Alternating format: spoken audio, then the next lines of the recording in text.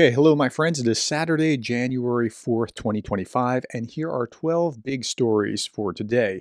So, you know that there were these storms a little while back, and they sunk a couple of oilers out in vessels that were used as oil supply ships, whether they should have been or not. And they were apparently not seaworthy for something like the Black Sea, but they were more like for rivers kind of transport. Okay, at any rate, at that time, there were a lot of storms, and it also sunk a number of barges near the Kerch Bridge. And these barges were set up, as you can see in the picture here, they're set up to kind of create a protective ring around the Kerch Bridge so there couldn't be a seaborne attack. Well, during these storms, Russia lost nearly half of those barges. And satellite images revealed that out of 34 barges recorded in November, only 18 remain. Operations to restore them are also not observed. So there might be an opportunity there for the Ukrainians if they can push a seaborne drone. We just don't know why they haven't done anything. You'd think that they would make that a high priority. Okay, next big story. So this guy is walking down the street with a large chunk of a tree on his bike. What's going on here? Well, President of the unrecognized Transnistria, a pro-Russian separatist enclave in Moldova, suggested that residents keep warm using firewood after gas supplies were cut off. Now, the gas supplies to Transnistria were part of the pipeline gas supplies, whatever. Now, the Moldovans have offered to turn this on, and the Transnistrians aren't accepting that from Europe. Okay, this measure comes as Ukraine slammed the door on Russian gas transit through its territory starting on January 1st. Earlier, the separatist region rejected Moldova's offer to assist in the purchase of fuel from the European market, like they were trying to work with them. The video shows a local resident transporting firewood on a bicycle because the head of Moldovan, whatever, or Transnistria, has been saying, yeah, you can use wood. Okay, so this is, now I'm showing you this because there are real consequences when leaders take actions. There are real consequences that happen to followers, and this is just a sparkling example of this kind of bad consequence. Slovak operator set to continue electricity export to Ukraine despite Fico's threats. So, remember, very bad consequences were going to be coming. Oh, by the way, he disappeared for like 2 weeks and nobody knew where he was. He was found in Vietnam. I don't know what the story is there, but I'll keep looking at that. Okay, in a comment to the Czech news agency on Friday, January 3rd, the Slovak state-run power grid operator SEPS said electricity supplies to Ukraine will not be stopped. So that was an idle threat. But see, that's what I said yesterday. When you challenge a bully, when they make a threat, their threat is usually worse than the actual follow-through. And if you challenge the threat, very often you find that it's a phantom.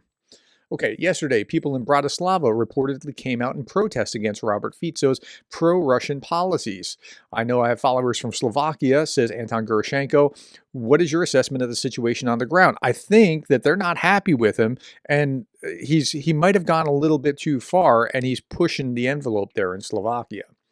Meanwhile, Hungary has slammed Poland's decision to exclude pro-Russian Prime Minister Orban from the ceremony marking the start of Warsaw's EU presidency, calling it pathetic. Okay, so yeah, I mean, the Poles did not invite Orban or their foreign minister or their ambassador, and he's saying pathetic and childish.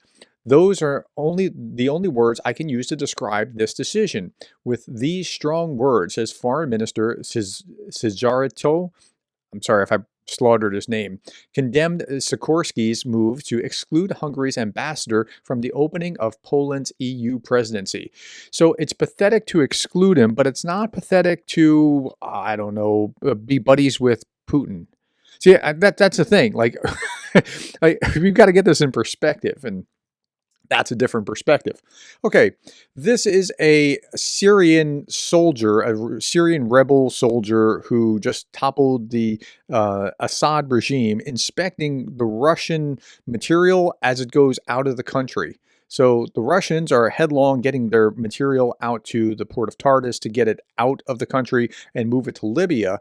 And here's footage from the air base in Syria taken today as Russian when Wagner forces are moving bombs and missiles toward Tartus naval base. New Syrian forces have control of the base and are reportedly searching every Russian vehicle that goes in and goes out.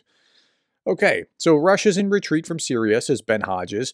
Unable to save their Syrian ally, Assad, Russia is growing weaker, not stronger, and President Trump will have much more leverage over Putin than he did 8 years ago. I hope he uses it to help Ukraine because China is watching. Like, this last line is probably the most useful of this whole thing because Putin is not that big of a thing in Trump's mind historically, but China is. And so if you can tie these two together, I think that can have some effect. Meanwhile, the U.S. won't deliver all aid to Ukraine by January 20th, according to Pentagon spokesperson Sabrina Singh. Shipments are arriving gradually from stockpiles and may continue May is the operative word here, may continue even after the current administration's term ends. So we don't know, but that they have been not getting everything out before this deadline, knowing that this deadline has not moved, but this has been the deadline.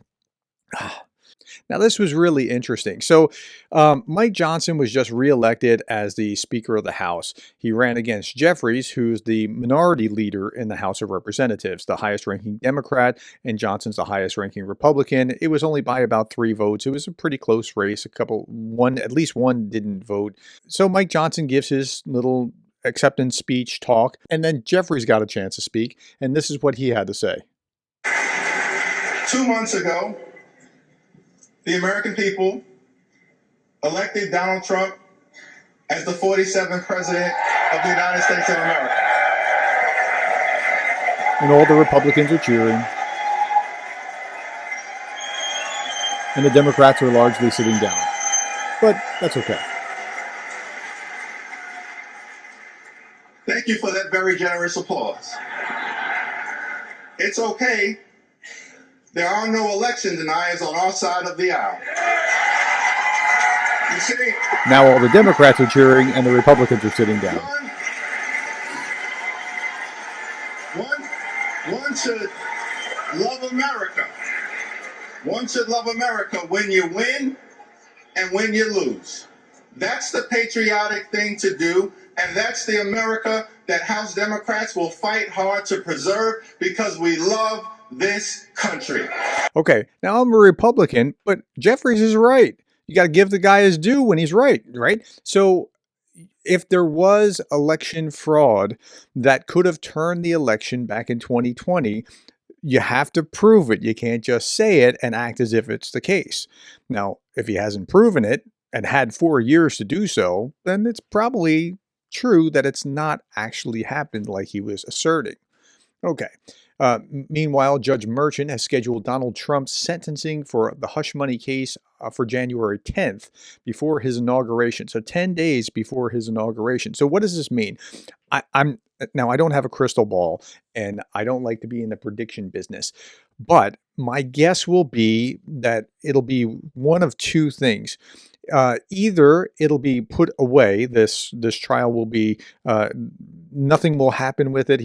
I don't think that he'll be sentenced and sent to jail. I could be wrong. I mean, and if I am, I'll say, wow, I was wrong.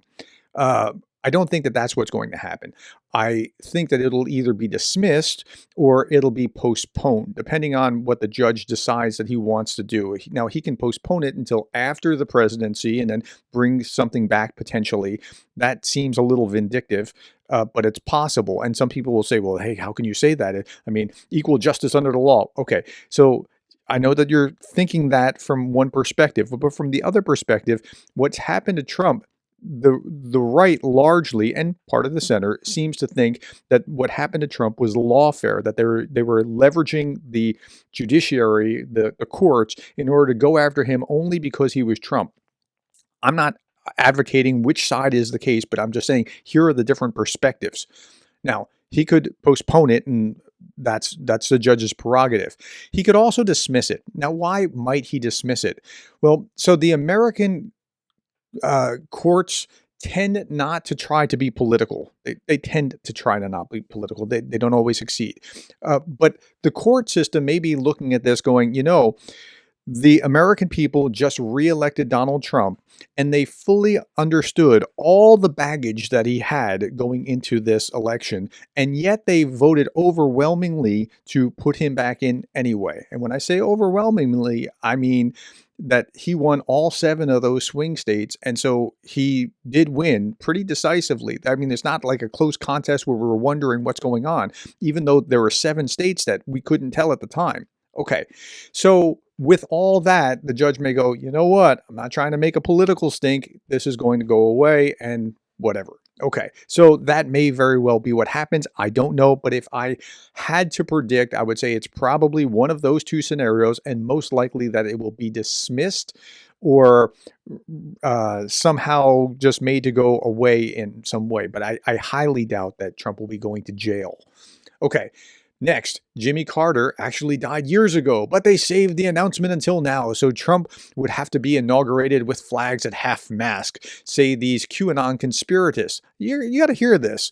I'm not saying that this is true. I'm saying hear the kind of knucklehead stuff that they're saying here, and then I'll give you a little commentary. Former President Jimmy Carter has passed away at age 100, and we'll see what comes out of that. It was in the news 2 years ago. They'd gone to hospice, and I actually have an outlet that reported that he had passed away when he was 90. I guess I'm one of those that believes he already passed away, but they saved the announcement for this particular. But it makes you wonder why they saved it for this moment in time. But I can't prove that, Yeah, well, I don't know if you know this, Steve, but one of the things may be as simple as there is, I don't know. It's not the Constitution, but some ordinance that when a president of us, not the seating president, but a president of the nation has passed away here for the United States, that the flags must be half-mast for 30 days. And so if they figure that they want President Trump to have to be sworn in with the flag at half-mast or something. Former President. Okay, so that's just ridiculous. Anybody can say anything on the internet, and so they can speculate about anything. This is why you got to be careful about speculation. My goal is to be the credible Hulk, and that is that when I say something, I'm trying to prove what it is that I'm saying. This is why I read so many things, and so show you the article from which it came. Even this, the credible Hulk cites his sources, right? Here's the source. The Chicago Public Library put out this, the credible Hulk. And so, but that's what I strive to be. Now, information warfare is a real thing, and we have to be careful with it. Here's Ryan Macbeth talking about how Russia uses disinformation. Russia used disinformation. So let me give you an example. Let's say Russia doesn't like the fact that Ukraine is getting artillery ammunition from America. Now, there's only a couple of facilities in America where artillery ammunition is manufactured. So Russia could attack those facilities with something like cruise missiles. And yeah, if the weapons got through, they could definitely destroy the facility. But something like that would definitely cause a war between Russia and NATO, and that's something Russia doesn't want because they will lose. They could also pay someone to sabotage the plant. Might not work as well as a missile, but again, if you get caught, then you're at war with Russia, and Russia doesn't want that. But if you use paid actors or useful idiots to convince people that your money is being wasted on Ukraine, then the people can tell their representatives, hey, you shouldn't vote for more money to be sent to Ukraine. You just took out an artillery plant without firing a shot. The effect is the same. Information war is an effector, no different than a cruise missile. It has real-life kinetic effects on targets. It works, and that's why Russia uses it. Why? That's actually a really cogent explanation of what is going on with the information war. Okay, let's go back 20 years, poison, protests, and the political revolution that shook Ukraine 20 years. This was the Orange Revolution, and it's the first time you're starting to see, whoa, okay, the people in Ukraine are rising up, and then 10 years later, they're at it again with the Euromaidan. Okay, now Darth Putin said, figuring out what we do isn't hard. Figuring out whether it's malice or incompetence. That's the tricky part. And then finally, my friends, I just thought this was really interesting. Prince Mulay Hassan of Morocco is extremely against the traditions of kissing hands and avoids this moment in every possible way. The practice of kissing the hands of the royal family has lingered on in Morocco even under King Mohammed VI, much to the dismay of critics who decry it as an outdated show of submission. It has persisted even after the Arab Spring. But the king's son, Crown Prince Mulay Hassan, doesn't seem entirely comfortable with the kisses. So here he is walking, shaking hands, and he's trying to get that hand out of the other person's hand before they can do it. Patted this guy on the head. All right. Well, that's all. I just thought it was interesting and thought I would pass that along. All right. Thank you for your time, my friends. Thank you for the likes, the shares, the subscribes, and thank you for being the kind of person that cares about Ukraine.